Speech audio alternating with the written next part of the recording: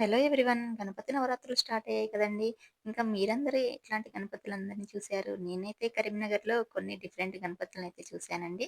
దర్శనం చేసుకున్నాను. అది ఏమేంటంటే ఇది చూసారా? ఇది ఫస్ట్ నేను చూసిన గణపతులు. రాధాకృష్ణ థీమ్‌లో ఉన్నాయి. చాలా బావుందండి. ఇంకా తర్వాత ఇక్కడొచ్చేసి సెకండ్ ఇక్కడికెళ్ళానండి. ఇక్కడైతే గణపతికి పల్లకి సేవైతే చేస్తున్నారు. ఇంకా పైకెళ్ళైతే నేను దర్శనం చేసుకున్నానండి ఇక్కడ. ఇక్కడ గూడా రాధాకృష్ణుల థీమ్‌లో ఉన్నారండి. చాలా అనిపించినాయి. ఇంకా దర్శనం చేసుకొని, ఇంకా ఇక్కడ బావున్నాయా వెళ్దాం అనేసి అయితే అనుకుంటున్నాము. నెక్స్ట్ ఇంకొకటైతే దీని దగ్గరలోనే ఉందండి. అదైతే చాలా బావుంది. ఇంకా కొంచెం డిఫరెంట్‌గా అనమాట. కొంచెం గుహ టైప్‌లో అలా చేసి ఎంట్రన్స్ అది బావుంది. లోపలికెళ్ళి అక్కడ గూడా దర్శనం చేసుకున్నాం. ఇక్కడైతే పైకి వెళ్ళనీయలేదండి. ఇంక ఇక్కడ 108 ప్రసాదాలతోని పూజైతే జరుగుతుంది. అందువల్ల ఇంకా దగ్గరికి వెళ్ళకుండా దూరం నుంచి దర్శనం చేసుకొని వచ్చేసాము.